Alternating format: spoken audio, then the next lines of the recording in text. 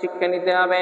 অনেক সময় আমার আপনার সন্তান অসুস্থ হয় না বলেন, অনেক সময় আমার ভাই বোন অসুস্থ হয়, অনেক সময় আমার মা বাবা দাদা দাদি অসুস্থ হয়, অনেক সময় আমরা রাস্তাঘাটে কোনো অ্যাক্সিডেন্ট হয়, অনেক সময় বিপদে পড়ে যায়, তখন বলে তোমাকে বললাম না ওখানে যাও না, এই জন্য তুমি যাওয়ার কারণ না।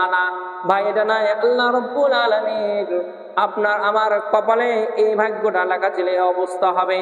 এই জন্যই আল্লাহ পাক এই বিপদ আপনাকে দিয়েছেন, আপনি ধৈর্য ধারণ করেন। আল্লাহ রাব্বুল আলামিন বলছেন ওয়াতাওয়াসাউ বিল হাক্কি ওয়াতাওয়াসাউ বিস সাবর, সর্বদাই আমাকে আপনাকে ধৈর্য অবলম্বন করতে হবে। আল্লাহর প্রশংসা সবসময় আমরা করব। সর্বদাই যদি আমি আপনি আল্লাহর প্রশংসা করতে পারি, তাহলে আমার আপনার সম্মান বাড়িয়ে দিবেন তিনি আমাদের রব আল্লাহ। ঘটনা একটা বলি আপনাদেরকে, এখান থেকে শিক্ষা নেন। এক মুসাফির মরুভূমি পথ যাচ্ছিলেন, হঠাৎ করে দেখলেন একটা তাঁবুতে, ছোট্ট একটা ঘরে একজন বৃদ্ধ সর্বদা বলছেন আল্লাহ আমাকে ভালো রেখেছেন, আলহামদুলিল্লাহ আলহামদুলিল্লাহ। মুসাফির ব্যক্তিটা বলছেন যে এই ব্যক্তিটা কে যেন কোনো দিক থেকে একটা আওয়াজ আসছে, কি বলছে সেই। মুসাফির ব্যক্তিটা তাঁবুতে ঢুকলেন, ও বৃদ্ধর ঘরে ঢুকলেন, সালাম দিয়ে ঢুকলেন। এখানে সালামের কথা বলা হচ্ছে, তাও সালাম দিয়ে ঢুকলেন। ঢুকার পর চিন্তা করেন আমার ভাইরা, আমার বাপজানারা, আমার সালাম দিয়ে ঢুকার পর বলছে আচ্ছা তোমার তো পা তো দেখছি নাই, তোমার হাত তো নাই দেখছি, এরপরও তুমি আল্লাহ পাকে শুকরিয়া আদায় করছেন, আল্লাহ আমাকে ভালো রেখেছেন, এই বাক্যটা বলছেন কারণ কি?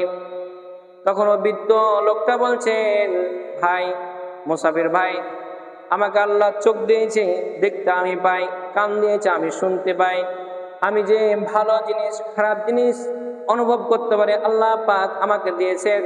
আমার মতো অসংখ্য বান্দাকে আল্লাহ পাক চোখ দেয়নি, আবার বেরকি দেয়নি, বেরেন বিবেক দেয়নি, ভালো মন্দ বুঝারও জিনিস দেয়নি। কারণ অসংখ্য মানুষ দেখবেন আমার মতন আপনার মতো অসংখ্য মানুষকে আল্লাহ পাক ব্রেনের পানি খাওয়াচ্ছে শুধুমাত্র ভালো আর খারাপ না বুঝার কারণে। আবার যে ডাস্টবিনে খাবার খাচ্ছে কিছু কিছু মানুষ, তাদের সবই আছে, কিন্তু এই ব্রেনটা এখানে আপনার যে ব্রেনে ভালো মন্দ বুঝতে পারছে না। এই জন্য ওই ব্যক্তি বলছে, বৃদ্ধ বলছে আল্লাহ পাক আমাকে চোখ দিয়েছে, আমাকে মুখ দিয়েছে কথা বলার, আমি এই জন্য আল্লাহ পাকে শুকরিয়া আদায় করছি। মুসাফির বলছে আচ্ছা আমি আপনার জন্য কি করতে পারি, আপনি আমাকে দয়া করে বলেন। বৃদ্ধ বলছে, বৃদ্ধ বাবাজান বলছেন ও মুসাফির লোক, তুমি যখন উপকার করতে চাইলা তখন আমার একটু উপকার করো। কি উপকার? এই যে উপকারটা করো, আমার একটা সন্তান আছে, ওই সন্তানটা আমার জন্য দূর দূরান্ততে খাবার নিয়েছেন, এরপর আমি খাই, তো আমার সন্তানটা 2-1 দিন ধরে আসছে না, একটু খোঁজ দাও। মুসাফির বলল আচ্ছা আপনার এতটুকু উপকার করতে আমার কোনো সমস্যা নাই। তিনি চলে গেলেন ছেলের খোঁজে। দেখছেন হঠাৎ করে ছেলের একজন লাশ ক্ষত বিক্ষত হয়ে পড়ে আছে, অর্থাৎ কোন এক জীবজন্তুর হিংস্র জন্তু খেয়ে ফেলেছে।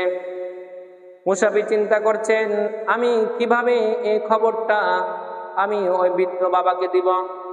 তিনি তাও সত্য কথা বললেন যে মনে হয় আপনার সন্তান মারা গেছে, কোনো হিংস্র জীবজন্তু আপনার সন্তানে খেয়ে ফেলেছে। বললেন আলহামদুলিল্লাহ, আল্লাহ যা করে ভালোর জন্যই করেন। হঠাৎ করে তিনি মারা গেলেন। মারা যাওয়ার পর ওখান দিয়ে আর কিছু মুসাফির যাচ্ছিলেন, তখন সকলে মিলে ওই বৃদ্ধ লোকটার জানাজা পড়লেন।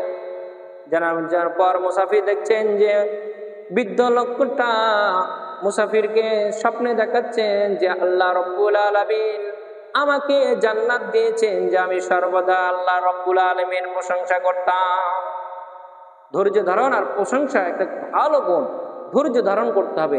বিপদ বা বালা সর্বদাই রব্বুল আলামিনের কাছ থেকে আসে, আর এই অবস্থা আমাকে আপনাকে ধৈর্য